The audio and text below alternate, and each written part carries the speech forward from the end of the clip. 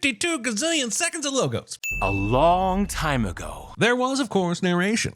a primal orb arose, born from chaos. Expecting me to ignore a previously on CinemaSins simply because you animated it in this beautiful, unique, visually striking style, instead of taking the easy way out and replaying shit we've already seen. Try hard. The sacred lotus protects and nurtures spirit. I'll now use its heavenly power to remake your forms. Finishing your movie with an epic main character sacrifice is only impressive if you don't immediately search for Spock that shit at the beginning of the sequel. They powder the lotus so you can be rebuilt. One booger for each of you. One serving. Why did Tai Yi draft the entire f***ing village to pick, chop, and juice all of this lotus fruit when it looks like these two born-again boogers could have fit in one pot? My ride has a perfect memory. That is not your ride, sir. You gave it to Dejan on his 3rd birthday. Sure, you were expecting him to die right after, but no takebacks. Thank you, Piggy. No, don't move, you're still mushy. Information that would have been helpful yesterminute. Relax. The lungs are watching the abyss monsters. You won't see any coming your way. Premature no sea loons will come your way celebration. Also, why did Tai Yi let them miss Naja's Jello rebirth to secure the city if he's so f***ing confident that the sea loons aren't going to be invading? Make me a beefcake! But stunning like a prince. Tall and strapping. Yet cute as a button. Movie has so much time for this. Shungung Bao, to what do we owe this honor? Now that you know what the lungs and I are planning, I'm sure being an immortal comes with some bullshit super hearing that allows Shen to hear Li Jing, but there is no way Li Jing is close enough to Shen to be an active participant in this conversation. when the truth comes out, you'll be cast into purgatory to burn alongside all your old friends. We can't wait to welcome you. Tune in this Saturday night if you want more. Yes, I said more dragons who talk like they're pro wrestlers unleashing a SmackDown speech in the 1980s. Be there. Torture devices hidden behind a break rock in case of emergency situation are far too specific to not earn a sin. All evidence suggests that Chen Tong Pass's entire army is sat on their thumbs and counting their arrows, instead of firing them all at Shen and preventing him from pulling whatever he's doing with this loon-ass portal whipping. If this whip can open portals to anywhere, why do the sea loons need Shen to physically be at Chen Tong Pass? Why can't they just sling ring from the abyss? With the sea stabilizing chains binding us, no one will suspect we were behind this. Of course they won't. No one will suspect the lava-spewing portals unleashing abyss monsters were caused by the portal-creating dragon who lives in lava with a bunch of abyss monsters. Finally, we're out! Yay! These three survived, birth, really. I just don't like them. You two boneheads, get over here right now and guard me! Trusting the two demonstrably inept creatures you just described as boneheads with the task of guarding you. The attacking abyss creatures remained chained during the battle, but with a confusingly large amount of slack. Almost as if someone knew it would be impossible to execute this full-scale attack if they were chained up like actual prisoners. However, this amount of slack would also make it impossible to not get tangled with each other. If I can't plug in two chargers into the same outlet without creating a Gordian knot, I can't believe their chain-laden offensive would advance 2 feet from their portals. Not a single demon screamed, "Crab and ball!" before this attack. Show no mercy. No mercy would have been opening the portals directly over the Chen Tong Pass army and melting them where they stand. Shen clearly doesn't know how to mercilessly mass murder properly. Since when can Naja's parents pull this crouching tiger, hidden dragon shit? We've been told again and again that they're just humans, and yet zero explanation is given for their powers. Damn it, is an expository golden pagoda too much to ask for? Take your best shot. Come on, I'm waiting!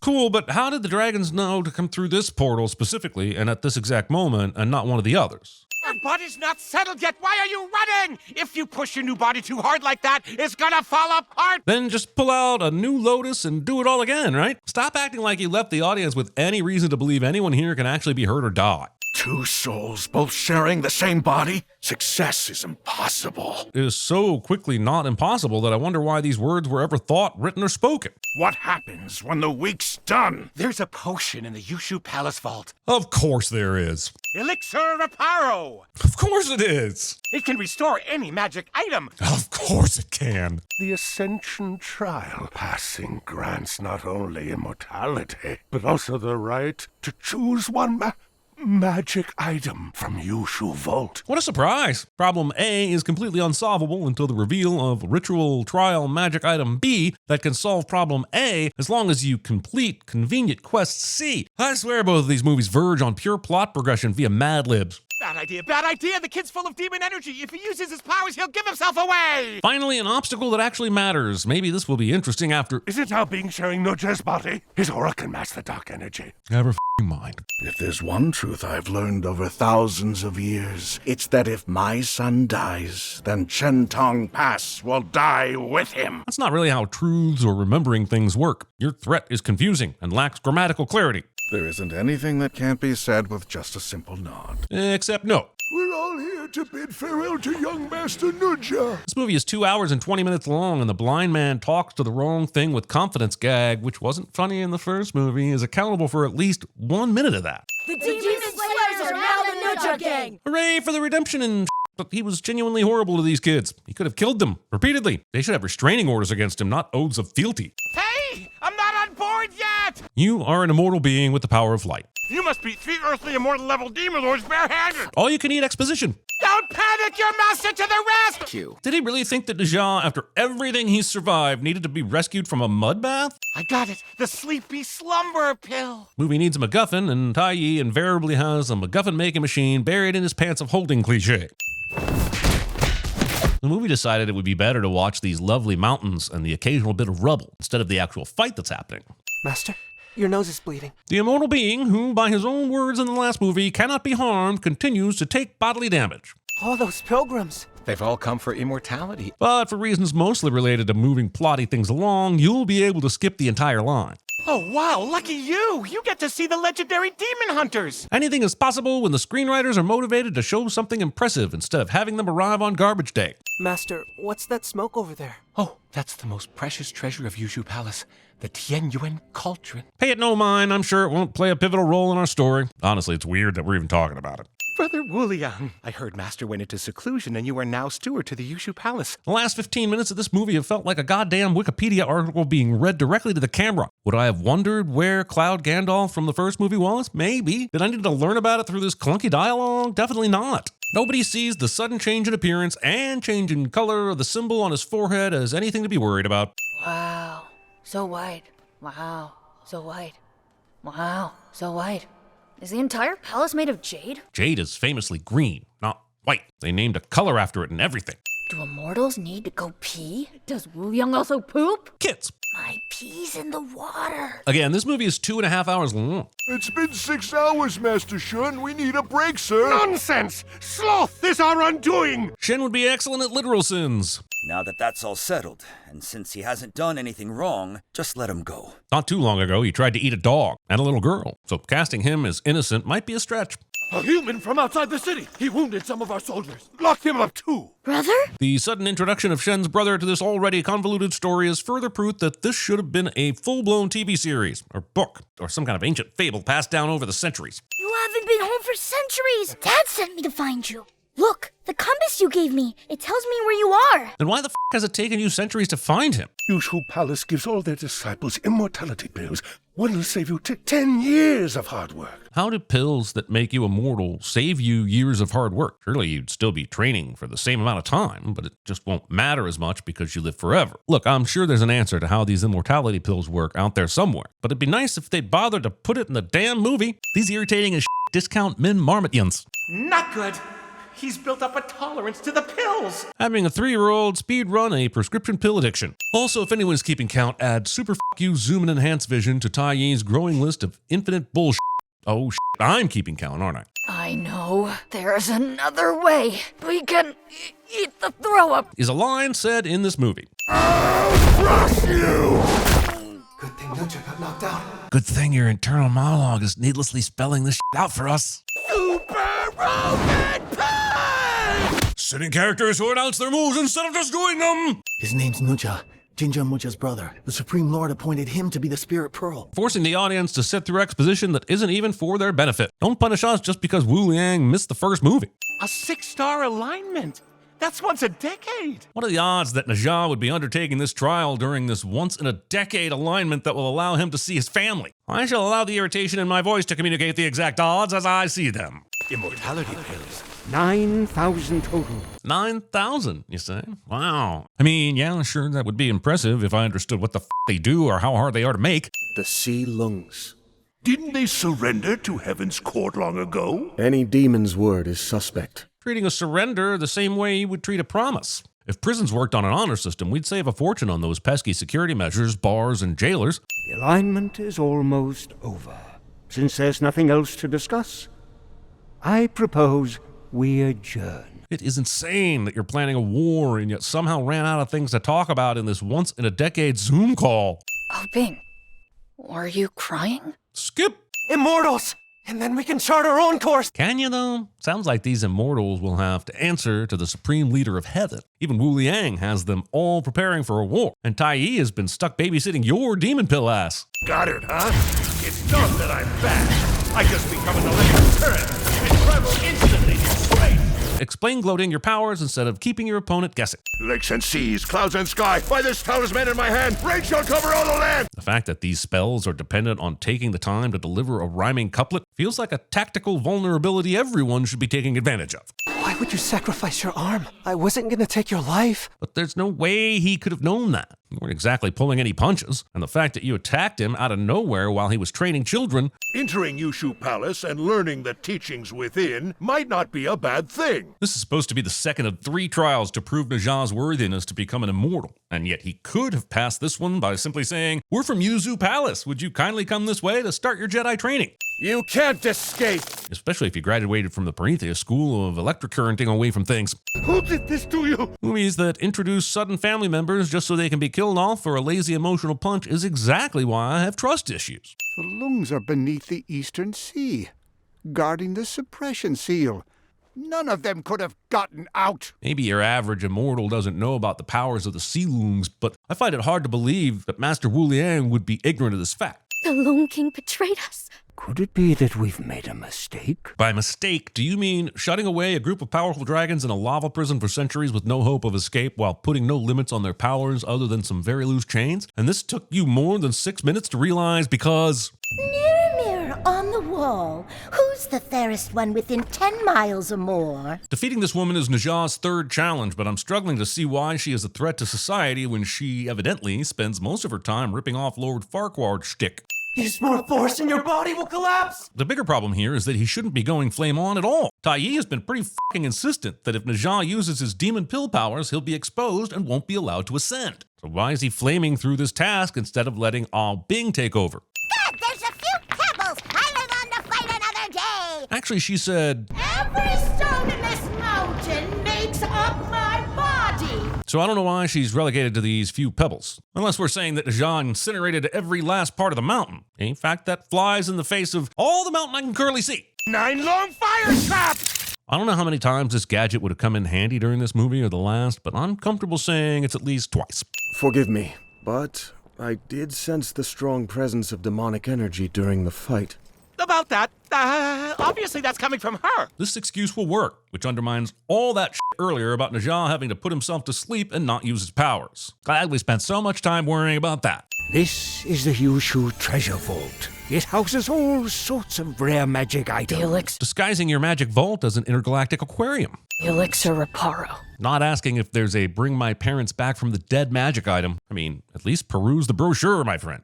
I'm not a physics professor, so correct me if I'm wrong here, but how would jumping on a giant pillar and pushing upwards do anything? Wouldn't they have to all be at the base, pushing up from the ground? By jumping on it, aren't they all just making it heavier? I mean, I don't have jetpack, assholes. Wait, do they? Makes me wonder why Wu Liang bothered to bring an entire army if his 2 heavenly hench people were the only ones doing any fighting. That's a huge badass sword, and it getting blocked by what is essentially the inside of a pillow is pretty disappointing. All this demon energy. Aren't you afraid that you'll be exposed? Movie reminds us of the thing that should matter while concurrently showing us how much it doesn't matter. Also, he's immortal now. Point of ascending is that he isn't supposed to be a demon anymore, therefore no more demon energy. Did the movie forget its own rules that it just made up? I don't care if I live or die, as long as you're dead! That doesn't quite have the same impact when you've just been through an immortality-granting ascension ritual. Now to seal! It appears that heaven's retribution against the Sealungs is to use a giant cauldron to scoop them up from their lava prison, so that they now exist in a cauldron lava prison. That'll teach them. My father didn't destroy Shentong Pass! All along, the culprit was Wulia! The reunion with Najah was, I'm sure, very meaningful, but do you maybe want to open with that bit of information before the immortal god has a chance to finish his fuck you spell of your scrutitude? Do I think the wood dragon being zapped by the rainbow dragons looks cool? Yes. Do I understand it? Fuck no. Ages ago, we four fought the celestial realm, who first betrayed us to the prison of our purgatory. These lore dumps are not why the movie is so long, but they aren't helping. And in reality, I'm not going to understand or remember any of this. Saving this douche instead of this child. According to Shun Gung Bao, he himself had carried out many such schemes for Wu Liang. What the f*** is Ao Kuang doing while Wu Liang is pulling this shit with the other Sealungs? Was he just chilling underwater thinking, what a lovely day to be guarding a lava pit of monstrous assholes? Sure hope those portals aren't anything to worry about. The animators made sure Wu Liang's asshole villain reveal was paired with him eating a peach because apples are too hard to animate. The Yaksha, he'd petrify us both, then go into hiding in the city sewers. He'd wait until it was safe, then come revive us. Neither of them demanded that any of their people were also petrified. They were just happy to get their rocks on while all their people were Pompeyed around them. Also, I have no idea how being petrified equates to making you immune to all types of damage. I'm sorry, I can't do it anymore. I didn't mention it in the last video because I thought it was mean, but I can't let it go anymore. The lollipop ice sticks look ridiculous. Bullying a child! Shame on you! Where the f*** have you been this whole time, Tai Yi? Washing your tights? It's no good. They're too fast. Then let's change it up. How about some mist? That'll save the day. Evaporation. But I'm the real one! How come I can't remember the password? Because we just made it up! It's hard to take these big bads seriously when they're flummoxed by this basic-ass wordplay shit. True. Does that mean I'm a fake? Oh, brother. The tonal whiplash in this movie should be covered by major healthcare providers. Enjoy the nice light-hearted laugh and just don't think about that family burning to death atop that house in Shentong Pass. If anyone should eat me, it's gonna be me! Direct quote from someone who's been convinced to remove their lower ribs makes it into the movie. He's a pill now! Hear me out. Can't they just eat the immortality pills themselves? I mean, R.I.P. buddy, but there's no bringing him back, right? May as well make the best of it. Demon Orb's flames and Samadhi's fire are from the same source. Then the Tianyuan cauldron can't harm you. Well, that turned out well, didn't it? Once you both are dead, I have 100 ways I can kill him. And yet, out of all those 100 ways, someone still landed on the 3-year delayed lightning storm as the best option. Why won't you let me sacrifice myself? If you traded your life for your mother and me, do you think either of us could ever find peace in this life? Competitive self-sacrificing. Previously on all the skippable parts of Najah. When we saw that other demon turn into a pill, it didn't take all that long at all. In the case of Najah's mom, the transformation will give her all the time she needs to tug at all the motivational heartstrings the movie needs. All I know is that you are my son. Character death fake-outs that result in an actual death minutes after the fake-out is revealed. Just keep her dead the first time and stop wasting Michelle Yeoh's time. You must stay calm! Your body will be ripped to shreds! Oh no, something is going to kill Najah again, and I am sure that there is no way it can be undone this time. I am caring with all of my cares because I have not been tricked by this 12 times in 2 movies. Samadhi's fire compensated for the fire needed to rebuild his body. Oh, huh? His physical form is complete. And his clothes. Don't forget the magic fire knew how to protect those from the other magic fire too. Also, I still have no idea why his physical form being complete equates to him looking like an 18-year-old discount Goku. Roots of power! In the sage words of Biff Tannen, this all seems very familiar. Maybe because this feels oddly similar to the finale of the first movie, where Najah was pushing up a giant ice block as it was being pushed down. I hate manure also springs to mind. All of these soldiers heard Jing explain how Wu Liang has betrayed heaven, killed humans, freed the Sealungs, and has, in general, been a very bad dude. And yet, all of them are still willing to fight for him? This looks very impressive and very tree blossom-like, but if your plan is to push down, then pushing down on the branches is a terrible idea. You should push down on the center mass of the tree. Otherwise, you're just going to bend and snap the branches. I can't believe all this magic business doesn't follow physics to the letter. See, if you had someone you loved and had a whole goodbye speech prepared, you would have lasted a lot longer. No! My cool children! The Chansex Foundation! If it's that precious, then you probably shouldn't have brought it to the battlefield. I have no idea why they had to physically scoop everyone up when the dragon's lady powers could have teleported them all in there. I'm not sure what's happening, but it looks like Wu Liang either got hit with some gamma radiation or suddenly drank Michael Jordan's secret stuff in Space Jam. Having a deer demon use a hunting weapon is some crazy mixed metaphoring. You know what? F this movie. Why? Because it looks so good, and it knows it looks good, so it just keeps shoving it in my face. Nice try, movie, but I am not seduced. Not by your vibrant colors or silky smooth textures. This sin removal is completely unrelated to how awesome you look on my eyeballs. Being so over 9,000 that you completely change your animation style. Despite spells, magic, cures, and mystical items all being part of this universe, the final fight still comes down to some standard punchy, rapid hit you. Wu Liang's one of the Supreme Lord's most powerful lieutenants.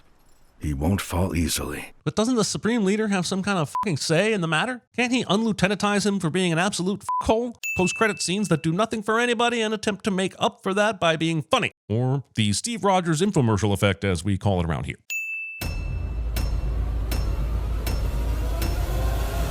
Slimy, yet satisfying.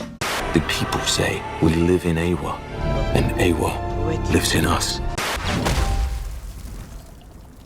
To protect the world from devastation. To unite all peoples within our nation. To denounce the evils of truth and love. Super Roman Punch! Puny God. Well, don't let my white duds and pleasant demeanor fool you. I, too, have been known to violate the statutes of man, and not a few of the laws of the Almighty. You must hone your endurance and spirit. He's good. With my help, he could be the best. Okay, I think I got this one. Pretty one, stupid one with weird powers. Nephew, come play a game with your uncle. It'll be fun. You know, you and me palling around, getting nuts. Kami! Kami!